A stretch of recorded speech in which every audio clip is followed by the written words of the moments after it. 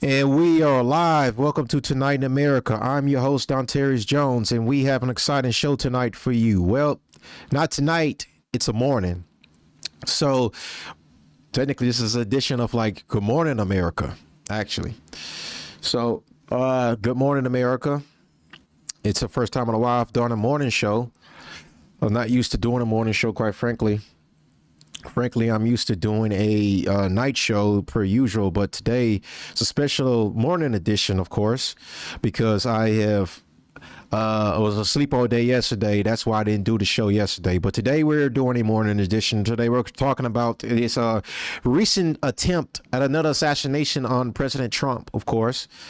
That's the main story that we're focused on. And then tonight I will be back at 7:30 for the 8 o'clock address the State of the Union from President Trump later on tonight. I will be back to cover that live. My first time will be catching the State of the Union live from a sitting president.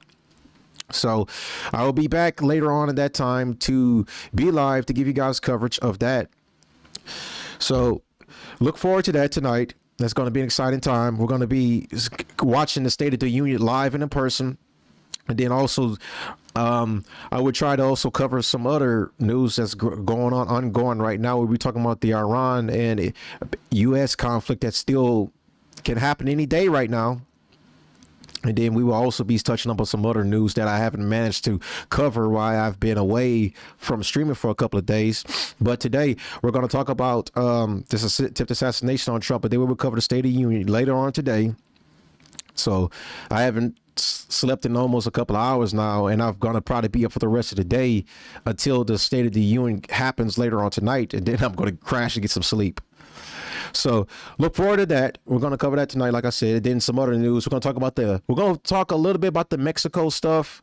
I'm probably going to cover that sometime this week. I'll probably cover that like on Wednesday. What else happened? I know some other news happening right now. Yeah, we're going to talk about the Supreme Court basically ruling that Trump's tariffs are illegal. And now he has to basically concede on basically has to pay up now, according to what the Supreme Court are ruling, that all the tariffs that he used under the IEEPA are illegal and are not within his power to use. So I'm gonna touch up about that too as well. Probably on Thursday, I'll probably cover that. If not, I'll probably cover that tomorrow too as well. So I'm gonna try to stream every day this week. So I'm probably going to bring back the streaming everyday schedule so I get some more content out too as well. And then I'm also going to start pre-recording and then start editing some of my videos. And now I'm going to start posting them now. Probably some random topics.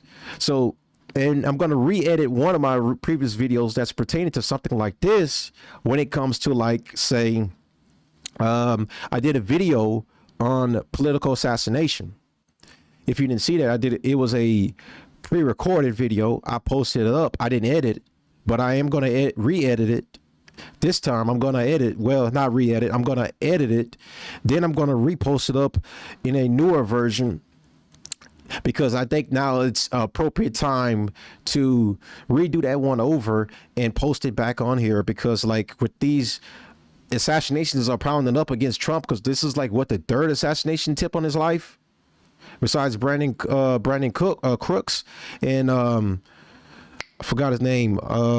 Was it Roof? Something Roof. He just got sentenced to life in prison. And this recent one right now that we're about to talk about today. So Thomas Crooks. It was Brandon Roof and Thomas Crooks. Let me correct the record. Okay. So Thomas Crooks was the first one that tried to assassinate Trump during his presidential run. Brandon Roof was the second one that tried to assassinate Trump at like his golf course. And, you know, he was the one that managed to get captured. He's the only assassin so far that's tried to assassinate Trump that has been captured. Now we had a third assassin now that showed up to Mar-a-Lago when Trump wasn't even there to possibly try to assassinate the president as well.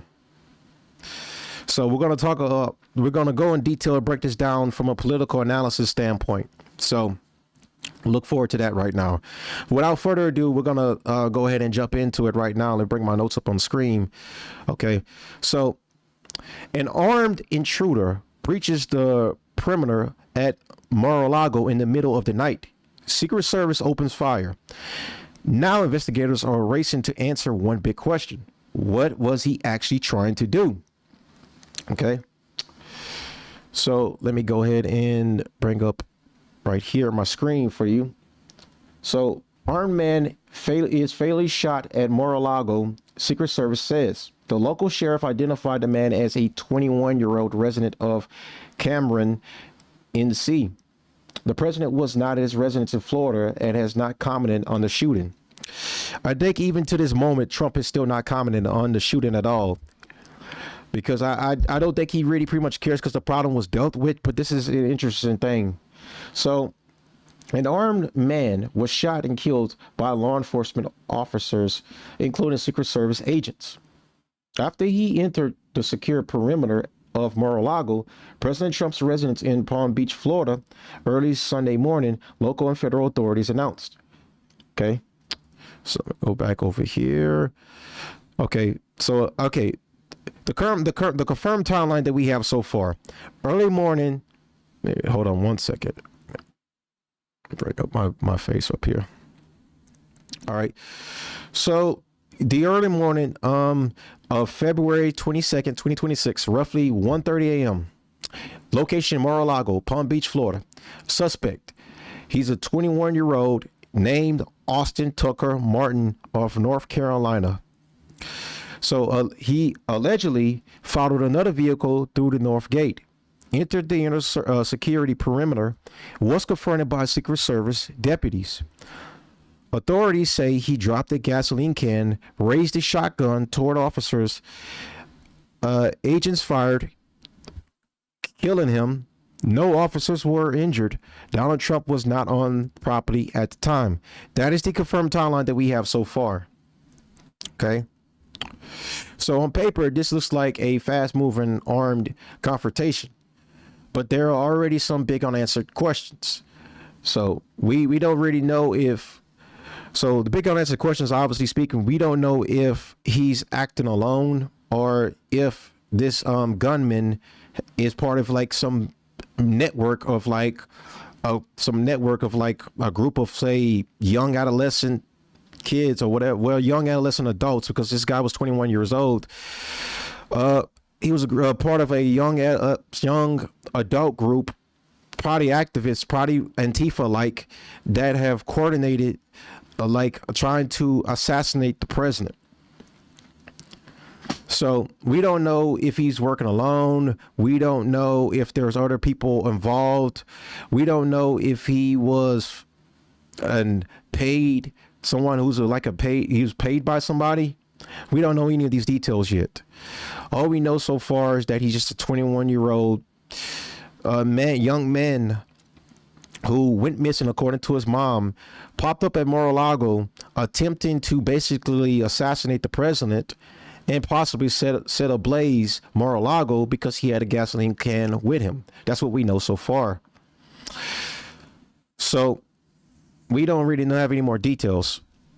So as we go back to the New York Times article right here, Sheriff Rick L. Bradshaw of Palm Beach County said that the man was Austin. Okay, if you just read right there, Austin Tucker Martin, again, 21 of Cameron, NC. He said officials confirmed Mr. Martin's identity through his driver's license. Mr. Martin was confronted inside the north gate of the Mar-a-Lago complex and was carrying what appeared to be a shotgun in a fuel canister, the Secret Service said in a statement. Mr. Trump hosted state governors at the White House on Saturday night and was not at Mar-a-Lago at the time of the shooting. So I'm guessing Mr. Austin was not aware that Trump wasn't present at his residence in Florida, but he still showed up there believing that Trump was actually there on the premises. Of course, that didn't, confirmed sources already confirmed that he was not there at all. So Austin pretty much just showed up there for nothing, but I guess he still wanted to do damage to some degree, according to like confirmed reports that he had a gas canister with him. So who's to know what he was going to plan on doing with that gas canister? Maybe he planned on burning down the big mansion in Mar-a-Lago and to basically kind of send a message to Trump. The president has not yet commented on the shooting and has no public appearances scheduled for Sunday. He posted a few messages on social media on Sunday congratulating the U.S. men's hockey team for winning the gold medal at the Olympics. Okay. So we're going to go over here to a news report from, this is Fox News right here with a news report of the breaking news that happened that fateful day. We are back with the Fox News alert. We can now report per U.S. Secret Service that an armed man in his 20s was shot and killed by U.S. Secret Service agents in the local sheriff's department at Mar-a-Lago after unlawfully entering the secure perimeter. Any minute now, we're expecting a press briefing out of Mar-a-Lago from the FBI, Secret Service, and local officials. So what we understand at the moment is that overnight, around 1:30 in the morning, a 20-year-old man armed with a shotgun tried to scale the north gate of Mar-a-Lago and was shot and killed. That's right. And, you know, the Secret Service spokesman, Anthony Guglielmi, is tweeting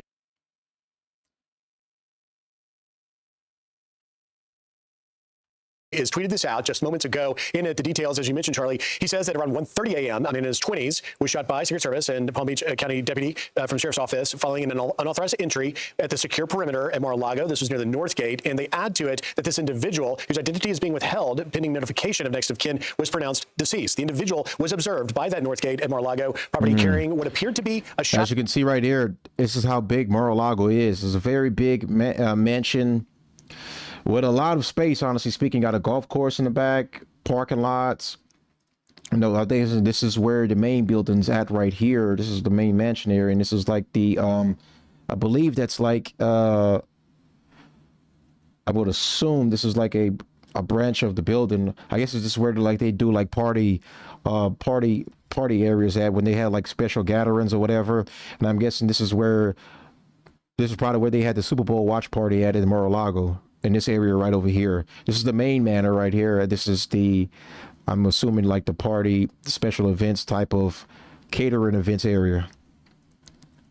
Shotgun in a fuel can. As you look on your map here at Mar-a-Lago, at the top of your screen is north, at the bottom of your screen is south. So this would, of course, be the third attempt that we know of on the life of President Trump. Last night, he was not at Mar-a-Lago. He was at the governor's ball, the governor's formal ball at the White House.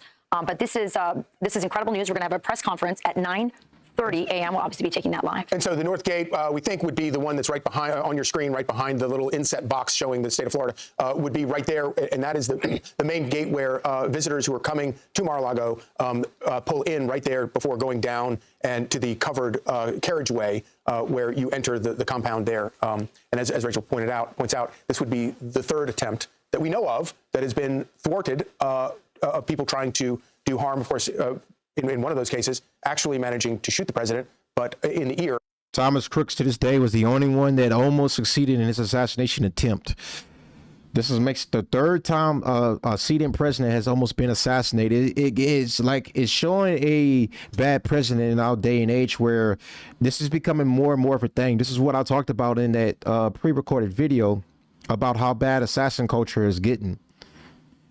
People are really underestimating how it's getting more and more comfortable for people to be emboldened to go and try to kill a sitting president. This is the third attempt on Trump's life already. One before he even managed to win office. Second one when he was already president. Now another one already a year out, pretty much a year out, close to a year out of his presidency.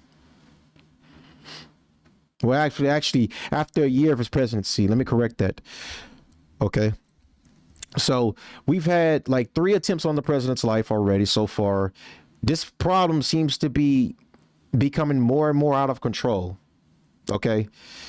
And now we're going to talk about this guy's motive earlier and what really played a part into, you know, what drove him over the edge to try and take the president's life. And this is really going to paint you a clearer picture of like this dangerous ideological warfare we are in. Okay, this is nothing to just take lightly. This is some very dangerous times we're living in right now. If you're on the right, you should be very afraid of what's really going on right now, because this is not nothing to really just, you know, take lightly and just act like this is just a throwaway problem. It was dealt with, whatever. This could very well happen again tomorrow and the day after. Okay, this is nothing to take lightly. And the second one being at the golf course down there in Florida. And as we get details, which are just coming in with the press conference we wait any moment could come from Mar-a-Lago, we do at least know from the Secret Service that Secret Service agents and this Palm Beach County Sheriff's Office deputy confronted this man, and shots were fired by law enforcement during the encounter. No U.S. Okay, so now we're gonna go ahead and get to see what investigators said. Okay. All right. So let me see. Okay, so what investigators say. Officials currently characterize the incident as an armed security breach, not officially labeled an assassination attempt, under active investigation by Secret Service, FBI, Palm Beach County Sheriff's Office. Known background details. Family had reportedly flagged him missing. He had recently traveled from North Carolina. No clear political motive confirmed. No significant criminal history publicly known. Okay, and this is where the story gets murky. Okay, this is really where the story gets murky. So family has reportedly flagged him missing. I mentioned that already. He recently traveled from North Carolina, which is already a long drive. I believe how far the drive is to get from North Carolina to Florida. Let me see right quick.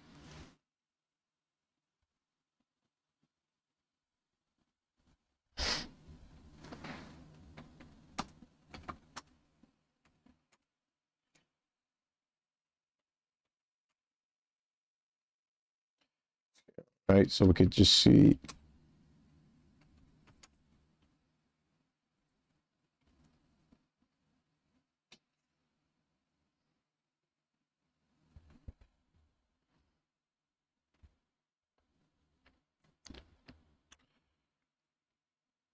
All right, so he drove 10 hours and 38 minutes, 41 miles. That's how long he drove to get there to Palm Beach to try to kill the president. So let me pull this back up. So he drove, he drove 10 hours to get there to try to assassinate the president. So the guy clearly has no clear political motive confirmed. Okay, what I'm about to talk about in a little bit is just an allegations, but this kind of can tell where it played a part into his way of thinking and where it kind of set him off the edge a little bit to where he wanted to kill the president for basically kind of like something that just happened. He basically wanted to kill the president for, well, pertaining to the Epstein files. That's pretty much why he wanted to assassinate the president, is because the Epstein files are released, and then you see allegations of Trump that are being floated around of unconfirmed reports of him mingling and mingling his history of friendship with Jeffrey Epstein, and then his alleged sexual conduct that he had with minors. Well, a minor that was alleged by Jeffrey Epstein in the files, but we don't know if that's we have no confirmation that's even the case, nor is that ever being confirmed. There's no current investigation into that at all either. It's a serious allegations. That's all you can make of it. There's no evidence to back up that claim at all. That's the only thing you can really take away from that. So, but that's kind of, could tell that played a part into, allegedly, that kind of played a part into what kind of set him off the edge to go there and try to take out Trump. So, and this guy right here, Austin, has no criminal history. So, of course, he's like a goody two shoes or whatever. But now let's go over here to the press. Now we're going to go over to the press conference. So this is the press conference. Sheriffs reveal new details after armed man shot. Sheriff Rick Bradshaw of the Palm Beach County taking to the mics now. Let's listen in. Before we get going, I'm going to give you all the information that I can give you and I'm allowed to give you. The other two gentlemen with me will give you a brief statement.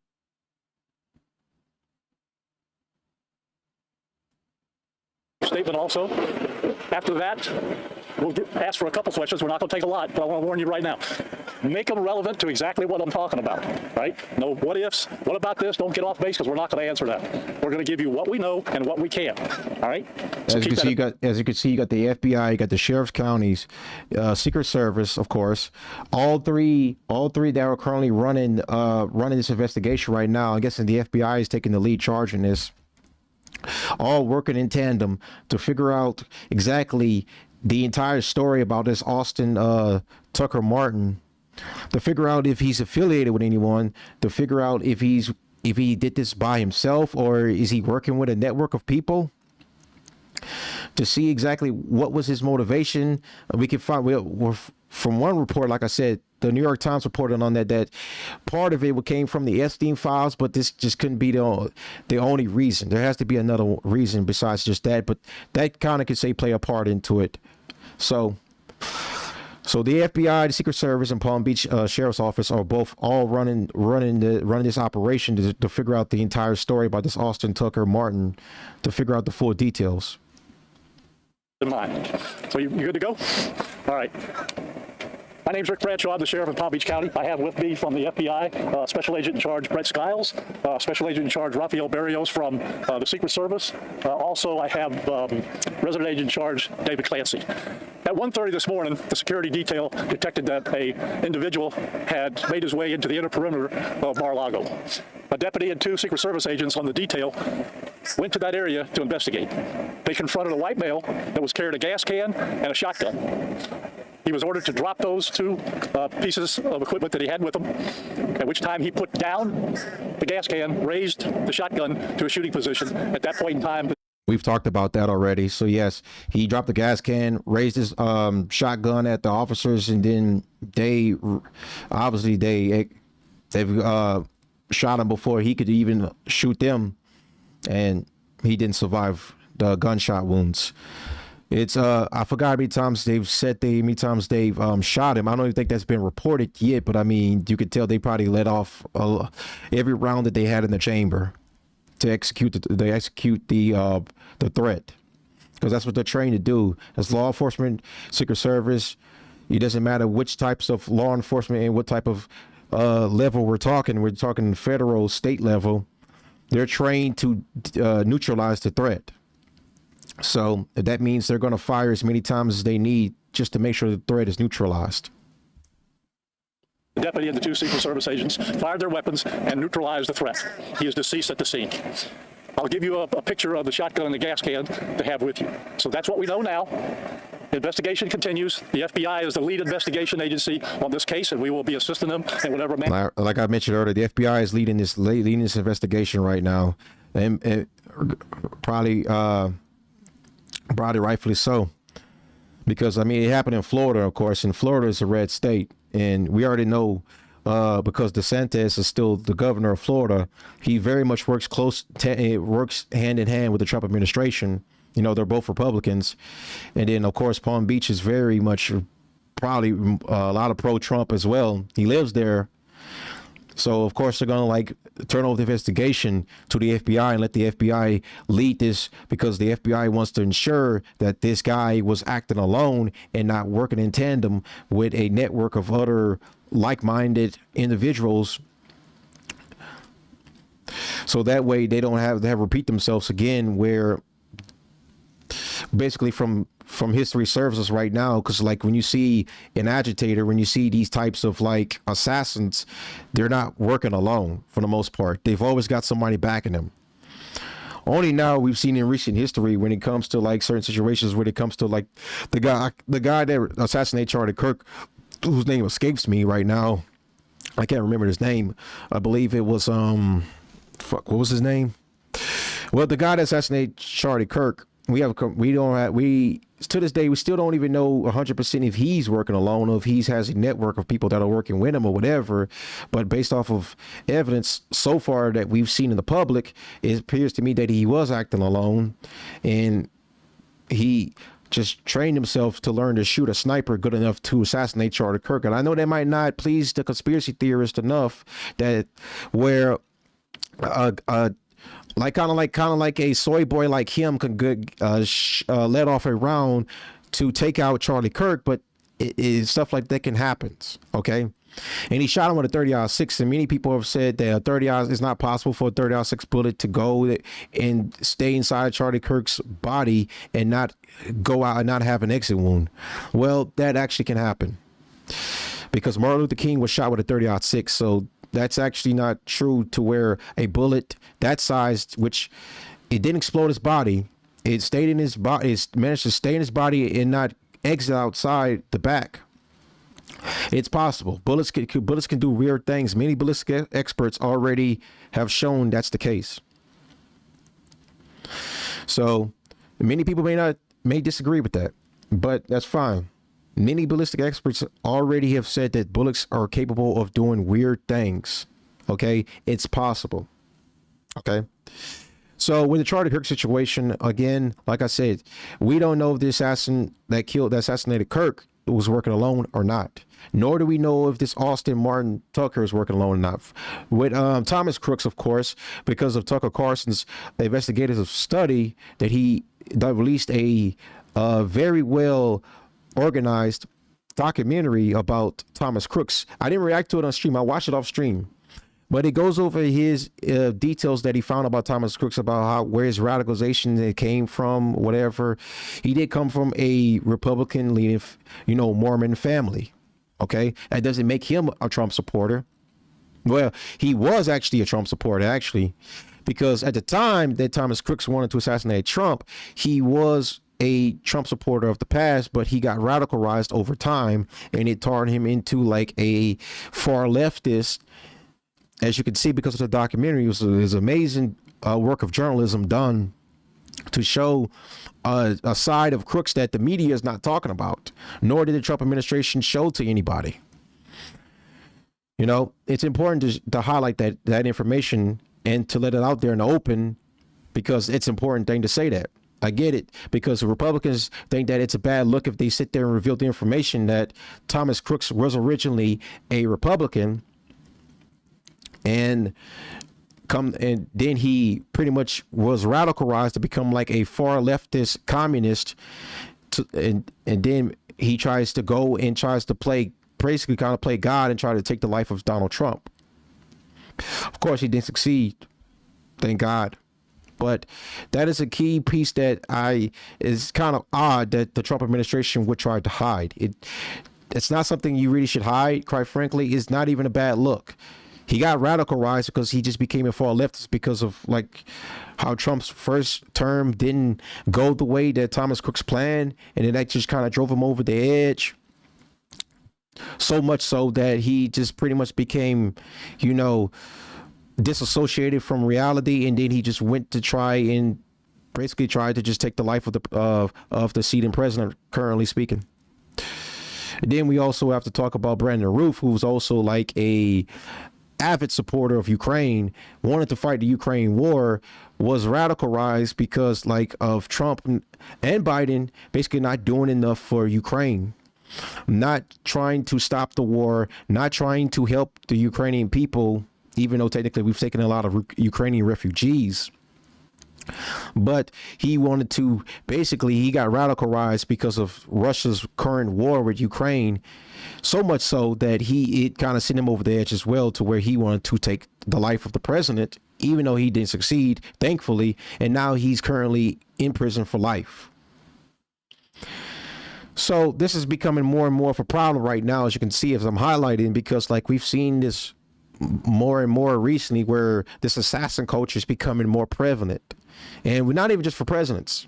Political commentators getting hurt. Charlie Kirk was assassinated. He's a political commentator, not a politician. Tim Pool's been targeted so many times by the assassination attempts of his life. The death threats have been mounting or whatever, to the point where he couldn't even go attend Charlie Kirk's memorial service because he's had so much death threats against his life.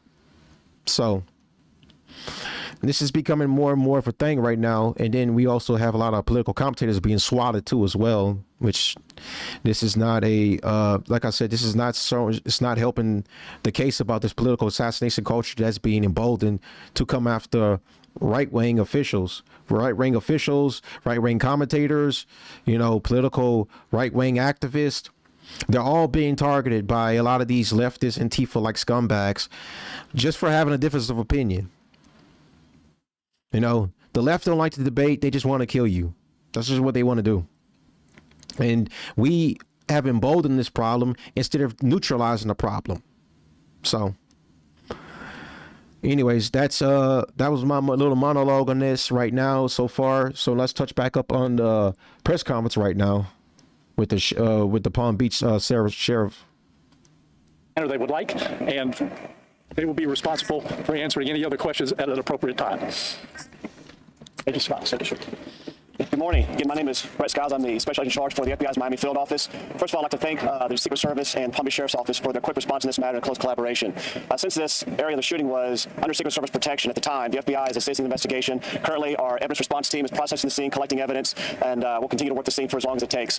One thing I would ask the public is if you live in the area of the shooting, please check your exterior cameras for last night or this morning. If you see anything that looks suspicious or out of place, please contact us at 1-800-CALL-FBI or contact the West Palm Beach Sheriff's Office. Thank you.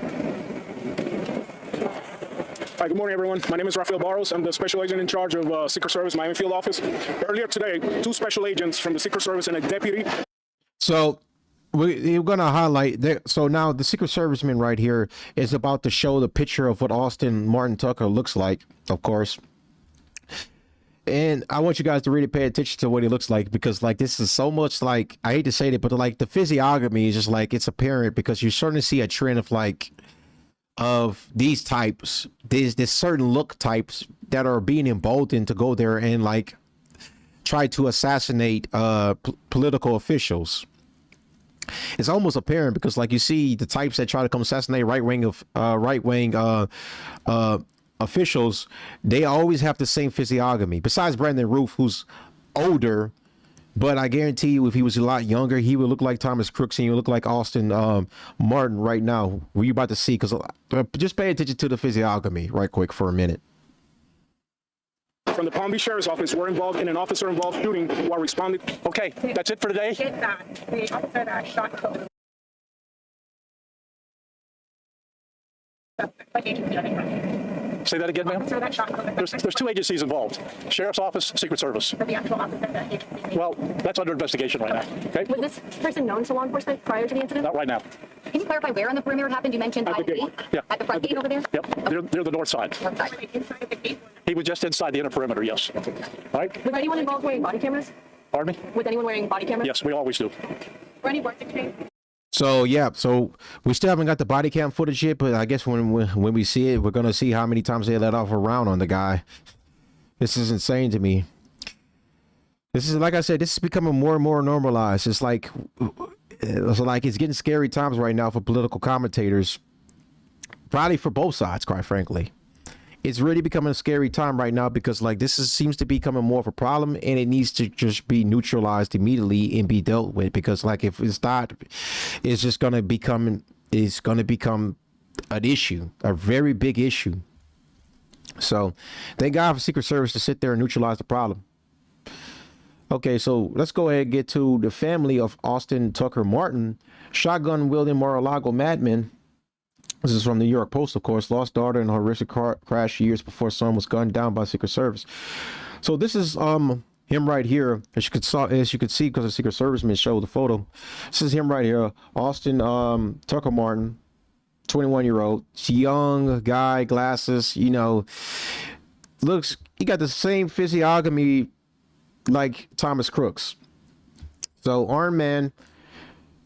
Shot and killed by Secret Service agents at Mar-a-Lago after he was seen stalking onto President Trump's estate with a shotgun and a gas canister in hand. Lost his older sister in a head-on car crash years earlier.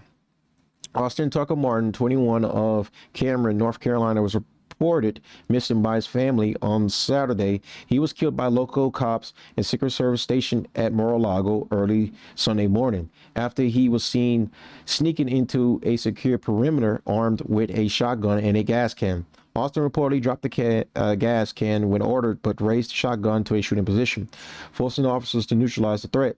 Palm Beach County Sheriff Rick Bradshaw told reporters during a press conference on Sunday, as we just seen a little bit ago. Kaylee Renee Martin, Austin's older sister, was killed in a brutal car crash in August 2023. The pilot reported. She was also 21 at the time of her death. Very sad thing to happen. But I guess this does play a part into his fall from grace and his radicalization. You know, losing a loved one could do one or two things. One, it could strengthen you and make you stronger as a person and lead you into more of a righteous path towards finding God, you know, finding God, starting a family, and remembering the ones that you've lost along the way. Pretty much it just sends you on like this, you know, this spiritual trip of just becoming tougher and stronger as a human being. Or it could just do the opposite. When loses a loved one, it just send you down a path of darkness, bitterness, you know, hatred and contempt, you know, as it did with Austin Martin. It sent him down to a dark place. Losing his sister probably played a major role into his way of thinking, and then probably send him into like more like these leftist types of the way of thinking, these communist types, to where it emboldened him in a sense to sit there and say that Trump is the most horrible, evil guy because he was named in the Epstein files. And these are the types that are running our government. As you're about to see in a little bit, because I have an article that kind of strengthens that argument even more. Trump is an evil man that runs our government, who was friends with Epstein, along with many others that are running our government, running our politics, and they need to be dealt with. They need to be handled. They need to be neutralized. And as Austin said here and had the idea, again, this is all alleged by this is alleged by me. This is my analysis of the situation that this car crash from losing his sister pretty much sent him down a dark path, and then it ultimately led up to, it culminated in this moment right here where he tried to, or attempted to take the president of the United States life, and ultimately lost his own life in the process. It's a sad, tragic ending, because when losing a loved one, like I say, it could either make you or break you, and it broke him in the end. So I don't know if this is 100% sure or not. This is all being alleged, but this is my analysis of like his fall from grace, and this is where what sent him down that dark path was losing his sister. Because we've all had loved ones that have died, you know, not currently here no more. They're in a better place. They've stopped suffering. We've all pretty much have like, you know, conceded that they're not suffering no more. We've come to an understanding, and we've come to basically kind of like what's the word I'm looking for? We've capitulated that their suffering is over with, and we've pretty much like understand that now they're in a better place, and where they're not suffering, where they're not going through any pain, and they're with all our other loved ones who have also lost their lives. You know, when you take it in that terms right there, it gives you a sense of, you know, a good feeling on the inside. With Austin, it probably didn't happen that way. Him losing his sister probably like Jana just like left him in like in a dark and empty void that he just never recovered from, and he never really truly rebound from at all. And then plus, you know, him probably being like seen all probably hanging around the wrong people, of course, probably didn't help much either. Who's to know what this young guy was getting himself into? But ultimately, what it did was just send him down somewhere where it led to him losing his own life. Okay. So let's go on right here. So family of Austin Tucker Martin, shotgun wielding Mar-a-Lago madman, lost daughter in, well, I already read that one. This is the same. Yeah, I don't know why I copied it twice.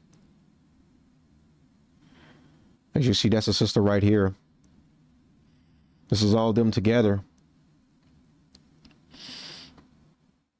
This was like I said, it's a sad moment. Sad moment. Okay. So now we're going to talk about another thing That's very interesting piece that was basically another revelation that was brought about. So Martin was described by family as a quiet and adverse to guns.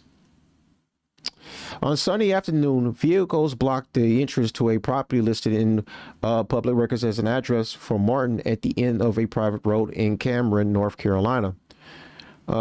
Brendan Fields, Martin's cousin, reacted with disbelief. He described Martin as quiet, afraid of guns, and from a family of avid Trump supporters. So it kind of seems like it's the same thing with Thomas Crooks.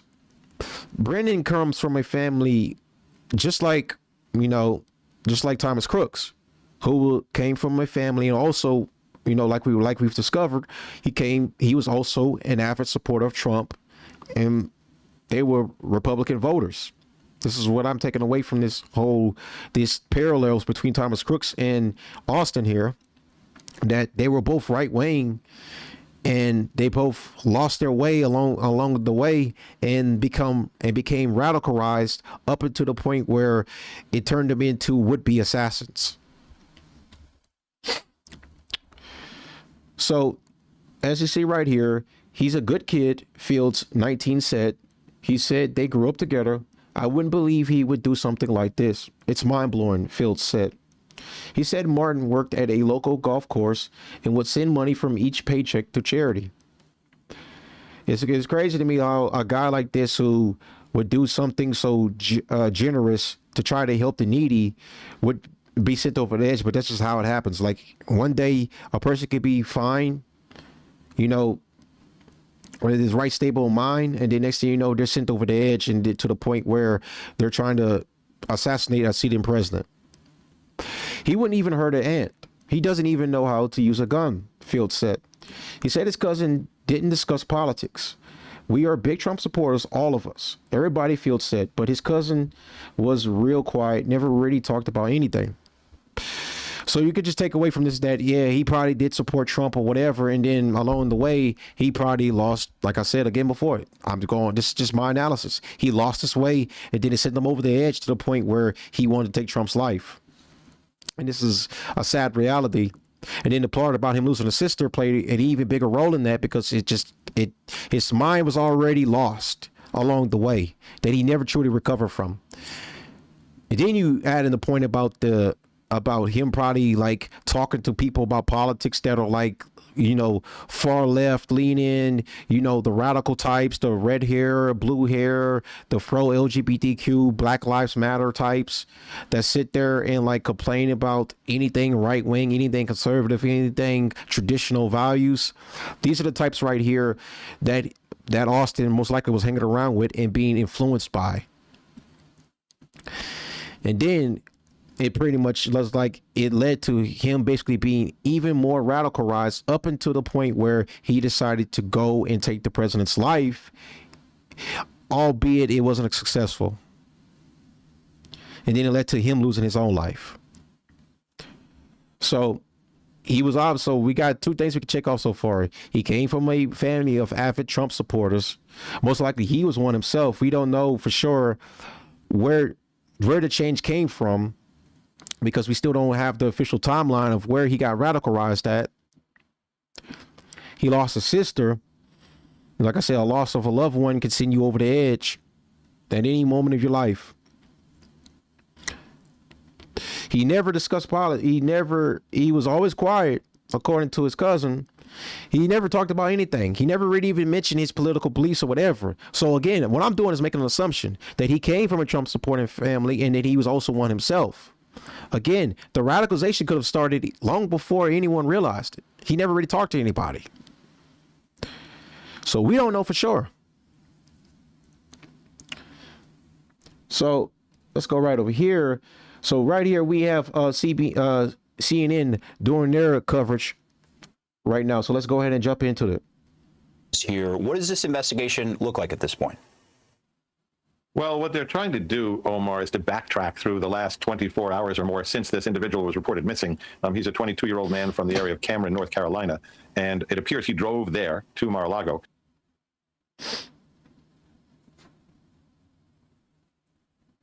Mar-a-Lago. One of the things that was found in the vehicle. He drove 10 hours to get there to Mar-a-Lago from Cameron, North Carolina. That's 10. This guy drove 10 hours to go try to assassinate the president. That just goes to show you like how some of these activists, these would-be assassins, are so motivated to go out there and take the life of a political official,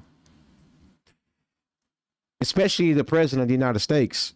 These guys are getting more and more emboldened to do this stuff every day. The fact that he managed to get in though was even crazier. But again, he waited to a moment when the gate was already open, when someone was already entering the perimeter, and he managed to get in that way. So the guy obviously was watching, was out there waiting for his moment to get in. There's no telling how long he's been there though. That's the thing. We don't know. So we don't have no more details right now. We're going to get more as time goes on and get more about this investigation. Hopefully it comes out of it. Or otherwise they're just going to sweep this under the rug like they did Thomas Crooks. So we're going to either get two of the things. Either we're going to get some more information about Austin Tucker Martin, or we're just going to get a Thomas Crooks 2.0 where the FBI is just going to sweep this under the rug and not talk about it again and pretend like it didn't happen. And then it's just going to take Tucker Carlson to come out again and just do another documentary. So we got two options of what they're going to probably do so far. So we don't know what they're going to do. Hopefully we're going to see more information as time goes on. And hopefully we can learn more details if he acted alone or is he working with a network of people. Time will tell. That's all I can say. Time will tell. His Volkswagen SUV was the box for the shotgun. So investigators believe that he left his North Carolina home, stopped along the way perhaps and purchased that shotgun and the gasoline, and then drove to Mar-a-Lago. One of the questions is, how did he get into that perimeter? It appears that as an employee was leaving and opened the gate to walk out, he caught the gate and walked in. He made it about 20 to 30 yards before he was confronted in that perimeter by two Secret Service agents and a deputy Palm Beach County sheriff. And as the sheriff said, according to their report, and the deputy does have body camera, as he was ordered to put down the shotgun in the gas can, he put down the gas can, raised the shotgun into a firing position, and all three, both agents and the deputy, fired, killing him. Do we know if the shotgun was loaded? I mean, obviously pointing a weapon at law enforcement, it prompts the reaction that they had here. But just on the back end of this, do we know if that shotgun was actually loaded?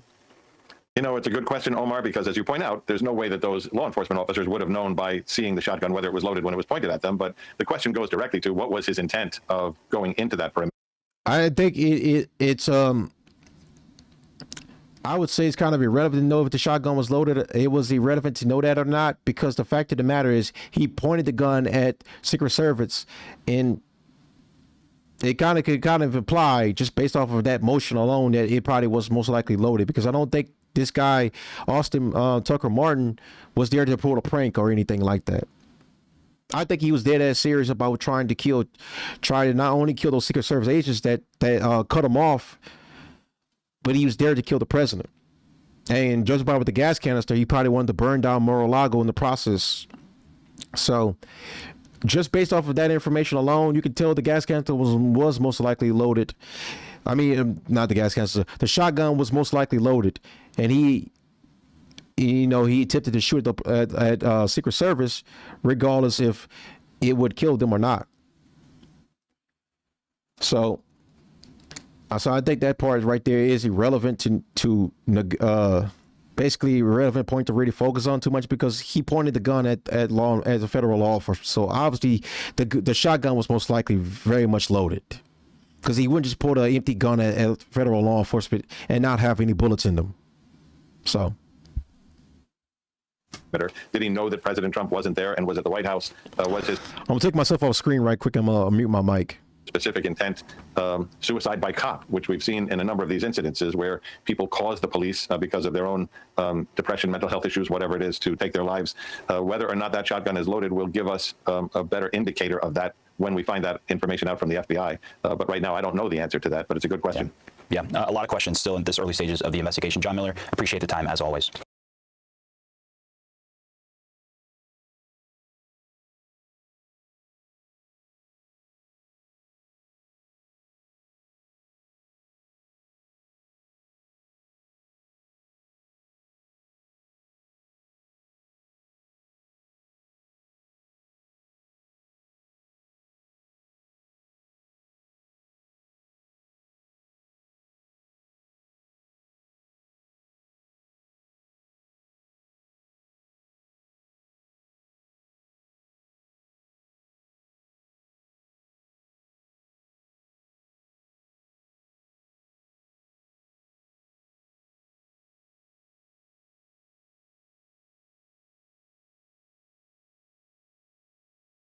All right, sorry about that. So I got a phone call. Anyways, so again, like I said, harboring on the fact that the shotgun was loaded or not it's kind of like irrelevant to the point, because obviously speaking, he wouldn't just point an empty shotgun at federal law enforcement and not have no bullets in the gun. So that's irrelevant to the point. So let's go ahead and go on right now. So this right here, we have Fox News again. This is Senator Marsha Blackburn says rhetoric matters after shooting at Mar-a-Lago. So I want you to pay attention to this right now, because this is another point that I didn't mention earlier. But before we jump into that right now, let me bring up my notes and bring up make sure we checked over everything so far. So what doesn't add up? Okay. So the motive gap right now, the biggest hole, the hole in the story is simple. Why Mar-a-Lago? Open questions, of course. Was he targeting Trump personally? Was this intended arson? Okay, as you can tell, it seemed like to me, just based off of the fact that he had a gas canister, this wasn't attempted at arson to where he's going to burn down Mar-a-Lago. This is again speculation, so we don't know for sure. Was he trying to provoke law enforcement? Obviously speaking, he most likely was, just by based on the fact he pointed a shotgun at them. So yes, that's already you can kind of already check that off. Was this a mental health crisis that escalated? Again, you could bring up the fact about his sister dying, and you could that played a very much part into his mental psyche, basically being lost, and to the point it sent him over the edge to where he tried to attempt to assassinate Trump. I'm going to assume, because like there's no reason for he to go to Mar-a-Lago and try to, who else does he wants to go after? Trump's sons, Trump's daughter. It's clear that he was there at Mar-a-Lago for Trump himself. Okay. So that's the questions that we need to answer so far right now. So let me go against this again. So was he targeting Trump personally? Again, just based off of my analysis, he was there at Mar-a-Lago to target Trump personally. There's no reason why he would show up to Mar-a-Lago for anyone else besides the sitting president. Was this intended arson? You can make the case that yes, it was, because like the point of the matter is he has a gas canister, and he attempted to probably most likely burn down Mar-a-Lago after he probably after his attempted successfulness and tried to like assassinate Trump in some dark twisted world that he envisioned, that is say he did succeed, he wants to burn down Mar-a-Lago after the fact. Was he trying to provoke law enforcement? Obviously, yes, he was. Was this a mental health crisis that escalated? Again, yes. The part that strengthens that argument is the fact that he lost his sister years back, and his mind probably never truly recovered from that. And then he's probably hanged around like a bunch of people that have like played a part into like after further sending them down a dark path. And pretty much it led to this moment right here where he tried to go and try to assassinate the president. Officials say they shot and killed. So now we're going to jump into Fox News right now. We're going to listen to Senator Marsha Blackburn talk about why rhetoric matters and why the rhetoric that's being pushed negatively towards right-wingers, towards the president, it's always plays a part into this growing culture called assassin culture. The man who entered the secure perimeter of Mar-a-Lago. They say he was armed with a shotgun and fuel can. Joining us now, Republican Senator from the great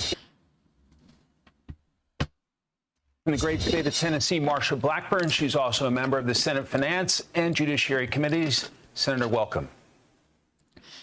Good morning. Senator, what's your reaction to the breaking news of the day? This 21-year-old suspect, Austin Tucker Martin of North Carolina, at Mar-a-Lago. Fortunately, the president was not there, but armed with a shotgun and a fuel can. Your reaction? And this is the third time we have seen an attempt on President Trump's life, and we are pleased he was not there and are grateful for the swift reaction, and know that FBI, Secret Service, Palm Beach County are conducting this investigation, and I am certain in the next few hours we are going to know more about how this individual was able to breach that perimeter. And also, Mike, we're going to know more about this individual and their political leanings and their reasoning. And I'm certain that the family is going to be able to provide some insight into this. I think it is also a reminder that rhetoric matters, and this continuing with the Trump derangement syndrome and villainizing the President of the United States without respect to the individual or to the office. This is something that people should think twice before they speak in that manner. What questions would you have if senators get a briefing on this incident from federal authorities? Yeah, she's got a point.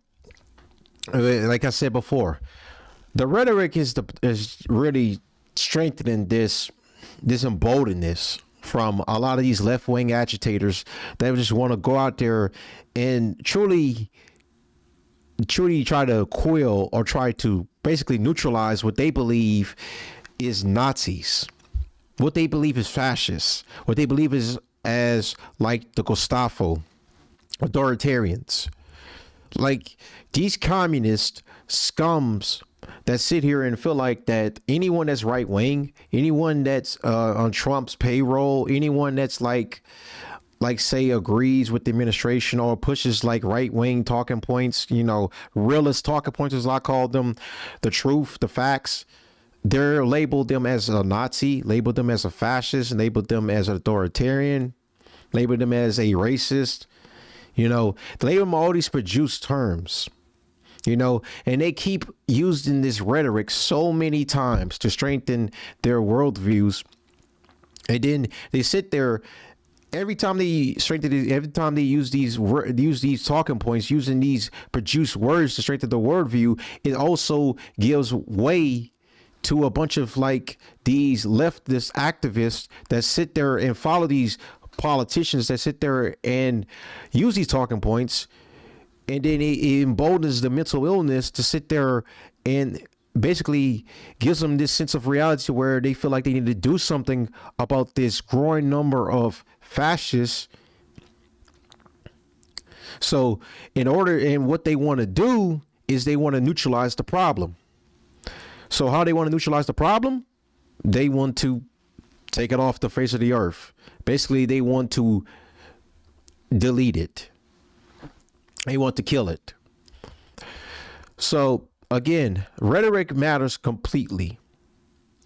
Rhetoric can do many things because, like, you have to realize the common folk are not smart at all. The common folk are stupid, moronic fools, the mouth breathers.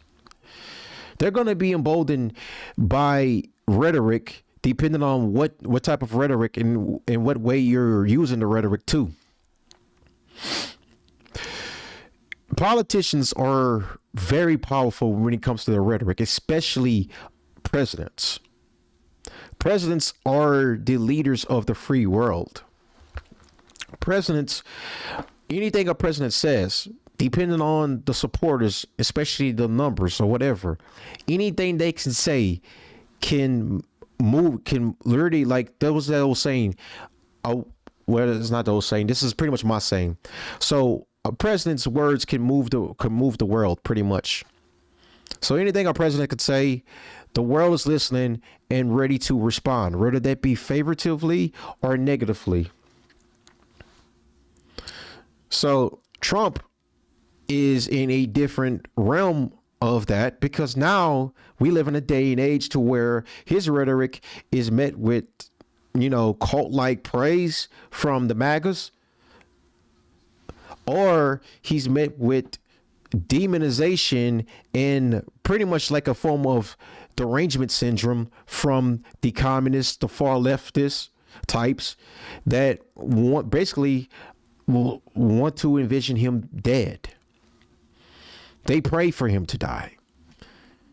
So, and they're emboldened by a lot of these Democratic officials that keep demonizing Trump and calling him all these names, saying he's authoritarian, saying he wants to take away, the common folks' rights, said he wants to destroy the economy, saying that he wants to lead America to the dark ages.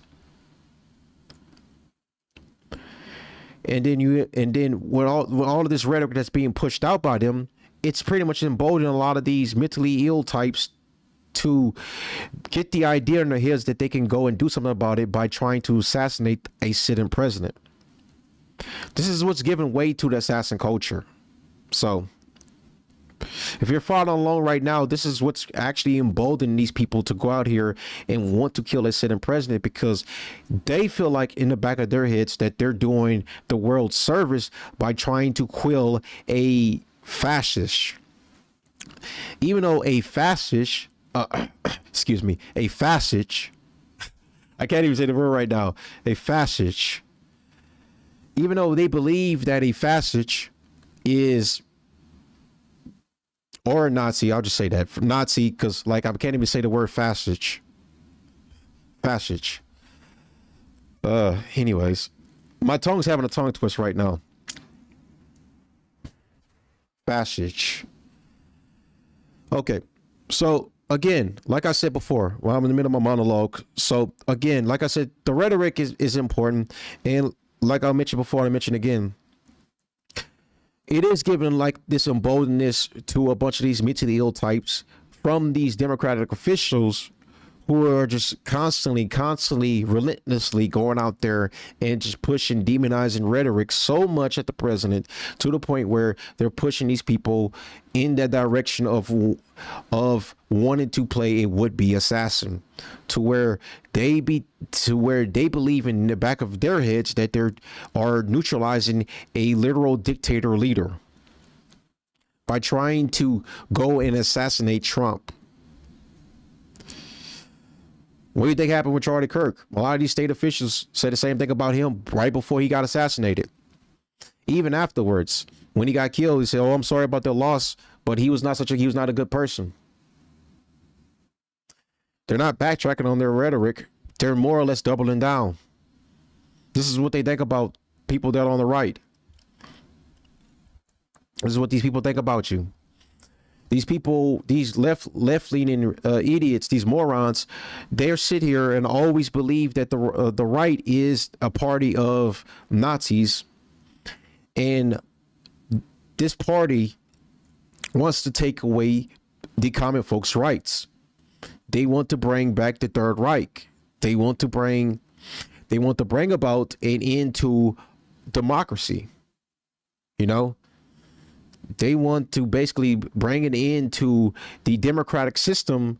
Even though we was founded on a Republican, they want to take away this democratic system for the nihilists who pretty much want to participate in all of society's worst and, quite frankly, disgusting activities we've ever seen in history, like pride parades, story times with a bunch of these transgender likes that go there to schools and read to children.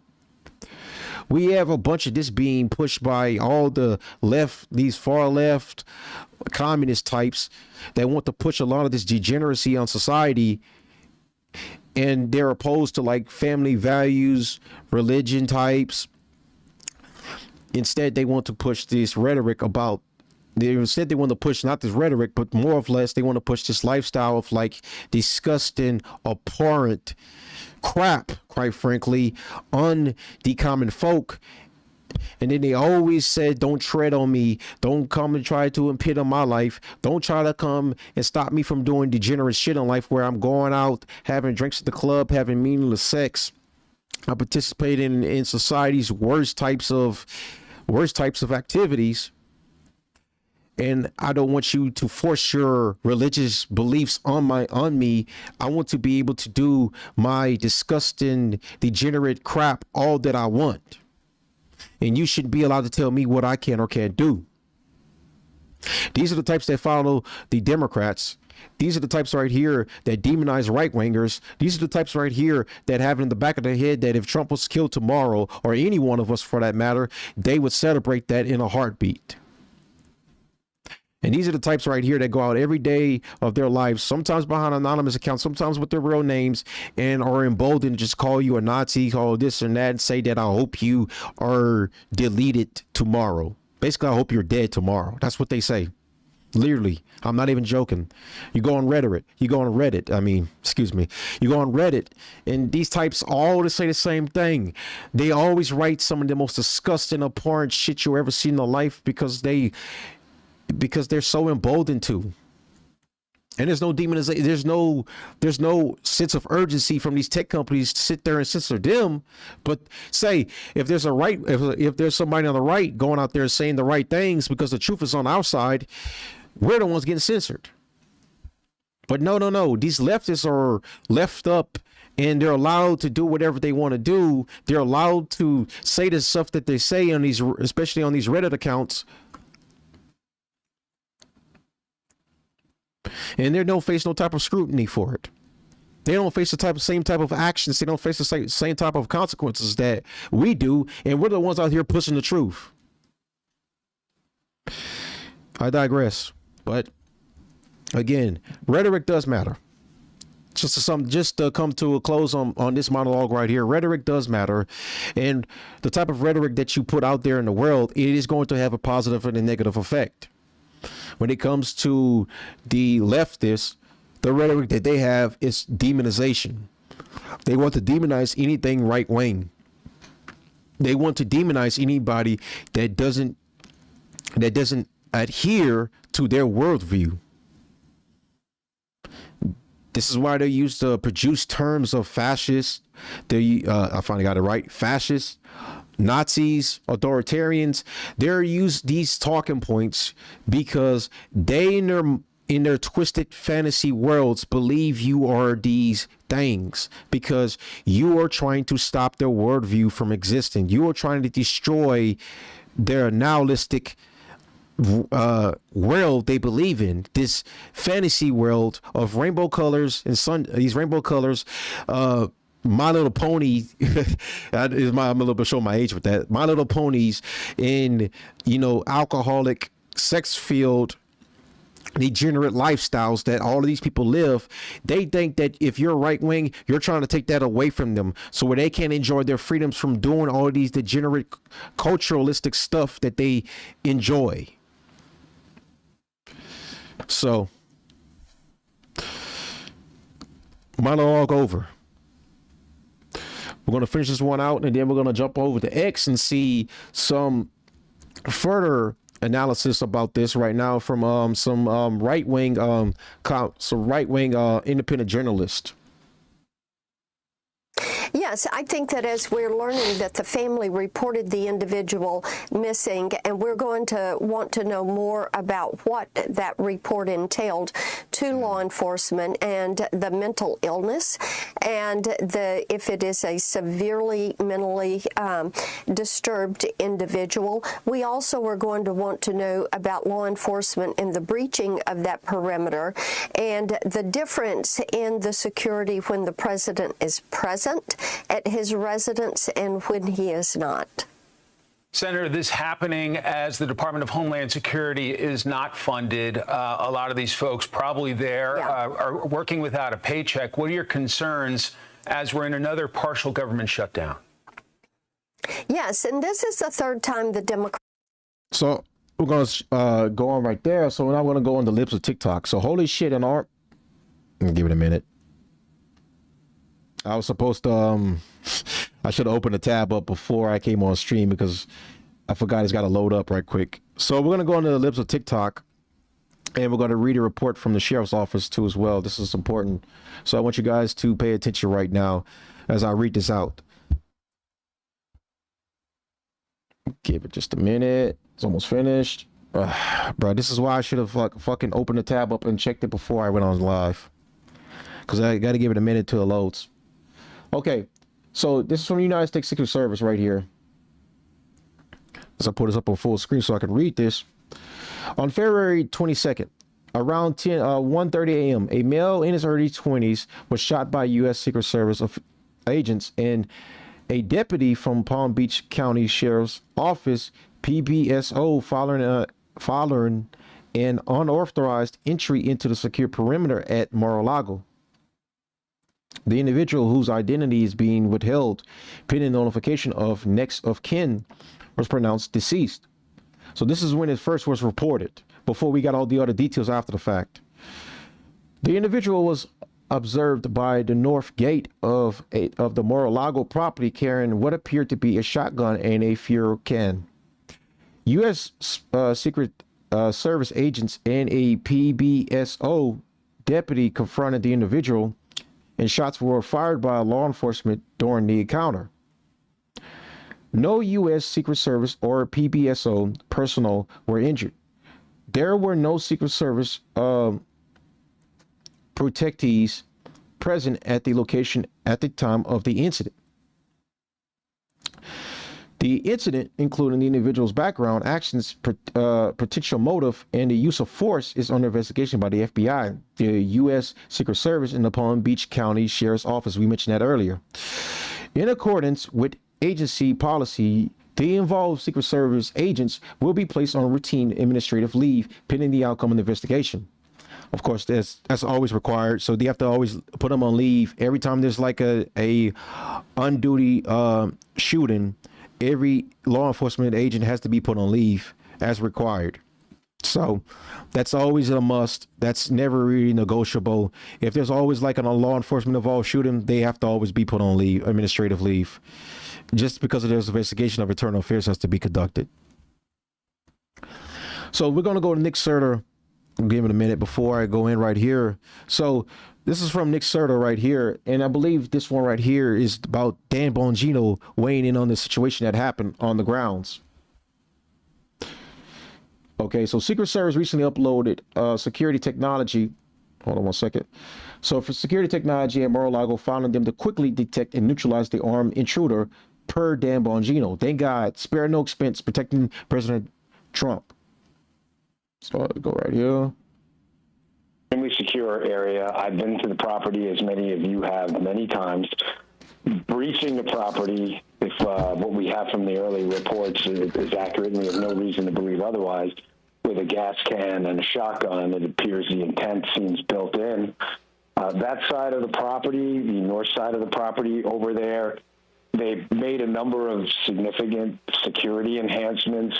I know the director now, who had been the SAC special agent in charge, Director Curran now was a special agent in charge of former President Trump's detail between 45 and 47, obviously, is very familiar with the property. They made, again, a number of very significant technology enhancements. They put a lot of money into securing the location. But ultimately, in the end, you know, there was an interdiction here by a human being, and they're going to be the ones who are obviously the decision makers. And it appears from the early reporting, and we'll see what comes out, that they, you know, in order to enact any kind of deadly force, which happened in this case, you have to have a fear of serious physical injury or death. It appears the agent or officer who was involved thought that to be the case.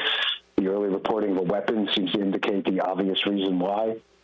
And then from this point on, the FBI and the Secret Service, me having been on both sides of the fence, the FBI has an MOU, a Memorandum of Understanding, with the Secret Service, where the FBI will take over the crime scene in a scenario like this for, you know, obvious reasons. You don't, if there were, and I'm not suggesting at all this is the case, but if there was some kind of security lapse that required an investigation later, you wouldn't want the Secret Service investigating themselves, and vice versa. If it happened with the FBI, you wouldn't want them investigating themselves either.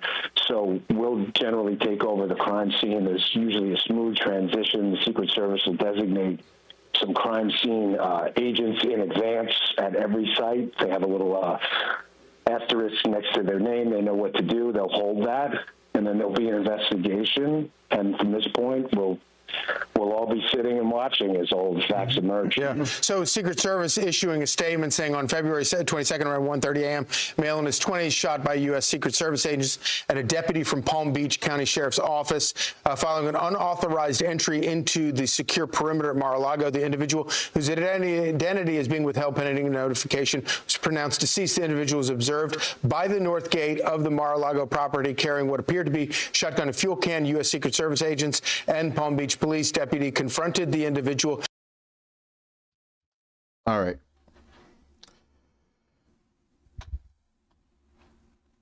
This is Scott Bassett said it perfectly. So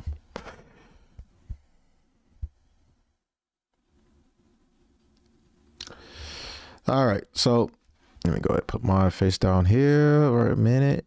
Okay. Scott Basson right here.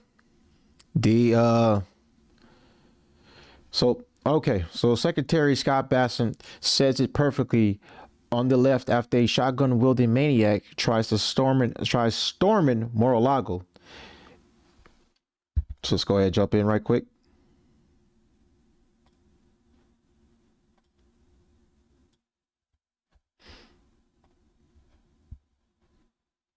And, Maria, I just want to say, why don't we look back here and think two would-be assassins dead, one in jail for life, and this venom coming from the other side. Look at this terrible, profane Senate commercial in Illinois. I would call for them to take that down. Take that down, because it is that kind of venom that we don't know whether this person was a mastermind, unhinged, or what, but they are normalizing this violence. It's got to stop. I want to congratulate the Sean Curran and the Secret Service for protecting the president and his family. And Maria, I just want to say, why don't we look back? So Secretary of Commerce Scott Basson, that's him giving his take on this issue right now. So okay, so we've covered pretty much everything right now we've meant to cover so far about this. I don't think we haven't missed anything so far. Let me make sure. Okay. So let's talk about one key thing. Hold on, before we do that, notes on screen. Okay, good. Okay, so the security breach question. Okay. All right, so this is most likely going to give me like a little bit of heavy scrutiny, but it's got to be said. Okay, so reportedly the suspect followed another vehicle through the gate, reached the inner perimeter, which was kind of careless as hell as it is. Okay, so let's see. So was this tailgating or more of a sophisticated breach?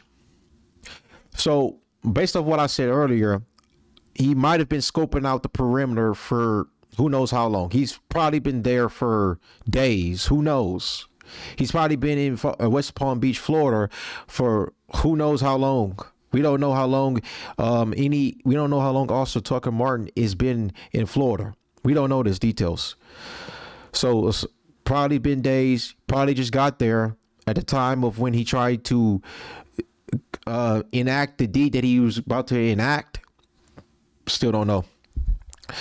Were barriers functionally properly?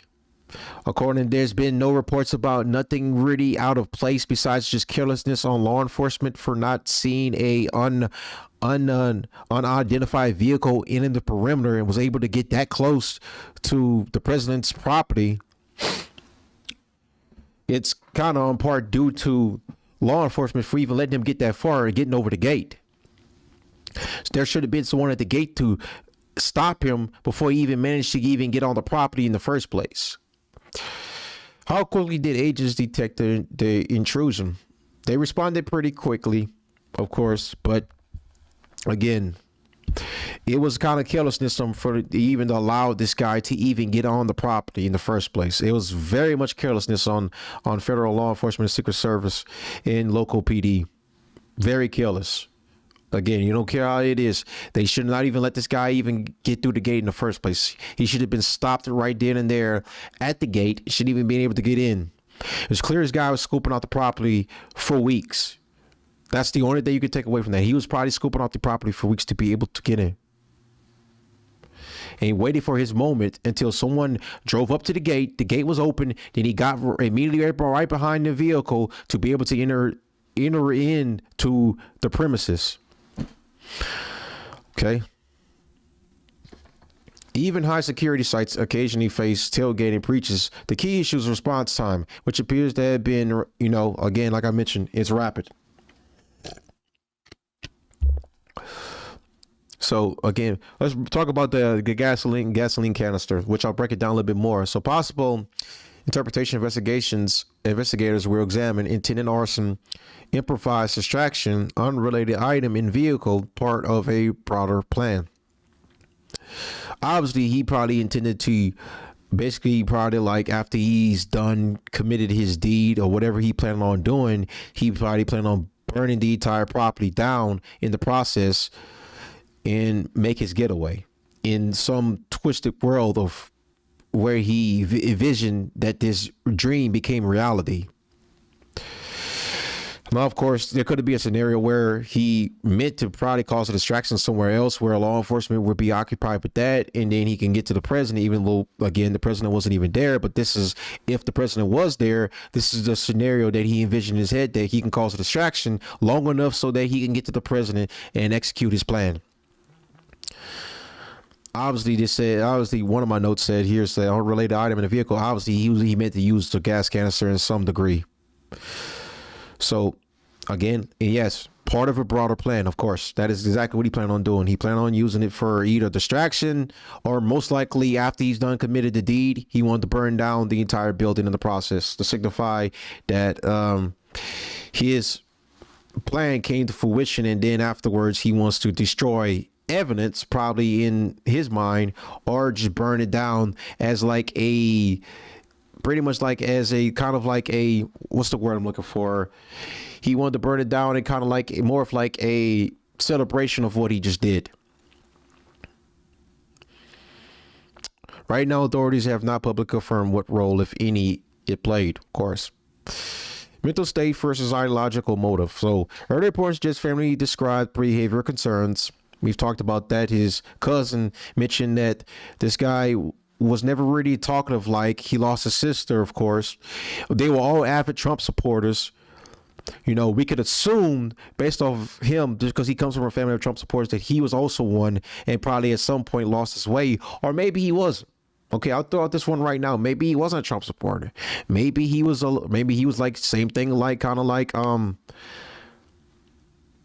pretty much like how like Thomas Crooks, where he, over time he drifted away from his political right-wing beliefs and became far left radical. No clear political manifesto has surfaced as of yet. Some reports mention fixation on unrelated issues.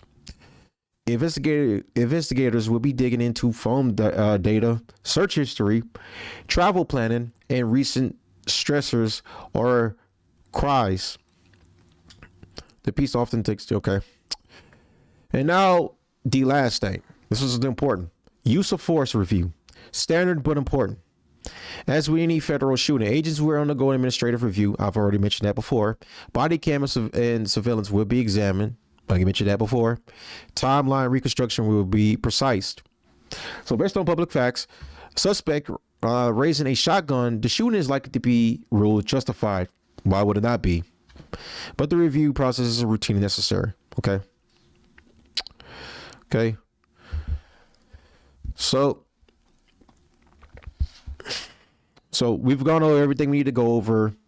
Possible motive, possible line of thinking, his ideology going into the thought process of why.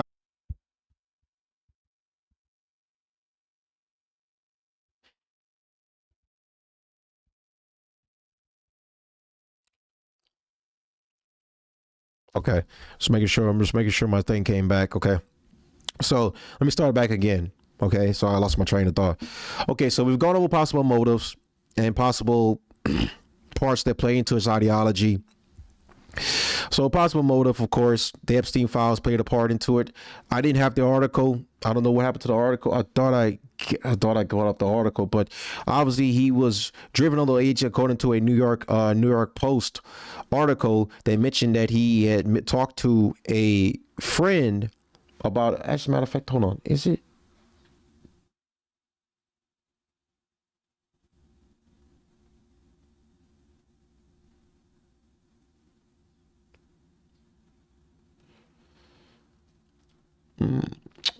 Let's see.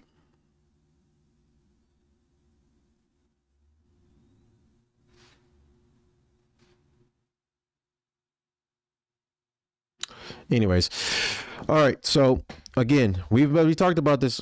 Let me go ahead and get through this right quick. So we talked about possible motive, of course, what played a part into his way of thinking and what led him down this path.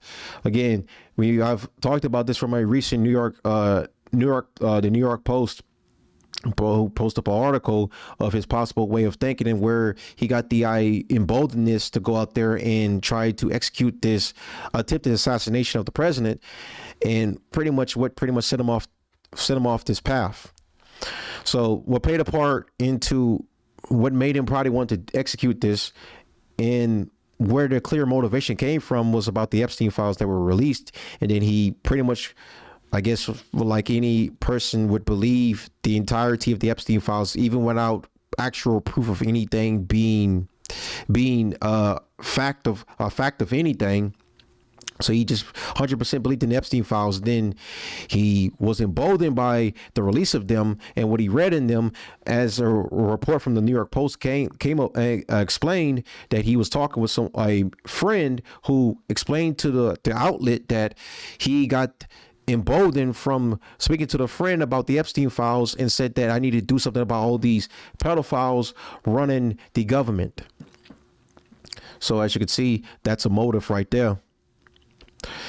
Now we've talked about like where the ideology came from and what led him down to this dark path. Loss of a sister, of course. Cousin explained that he wasn't really talkative enough to come from an avid Trump supporting family.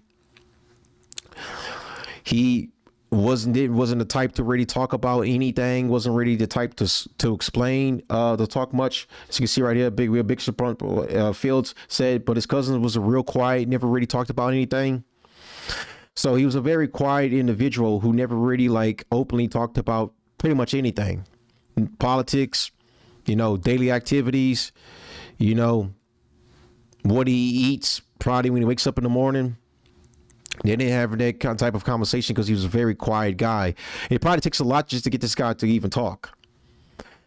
The carelessness of like local law enforcement, Secret Service, federal law enforcement, that they shouldn't have even allowed this guy to be able to breach the perimeter in the first place. Again, the response was quick and fast and rapid. They dealt with the problem, whatever. But the point of the matter is he still managed to get through the gate. And it was on them to also be aware of the property and the surroundings, to sit there and to see if there's somebody there scoping out the perimeter in the first place. Which Secret Service is supposed to do their jobs to make sure that there is no assassin scoping out the property or whatever, and to make sure that these types of problems are dealt with very fast. Even though yes, they did get to the problem quick and they managed to neutralize him when he managed to get over the gate, they should have dealt with this problem even before that.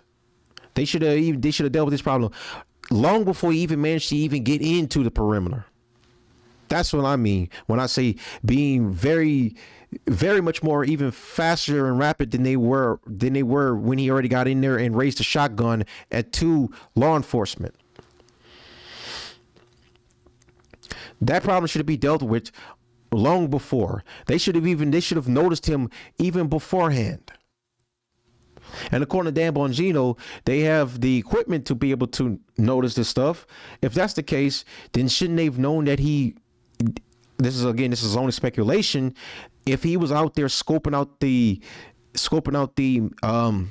perimeter for weeks, then local law enforcement and federal law enforcement should have already been aware of this guy even before he managed to enter the property, and should have dealt with him then, should have arrested him then.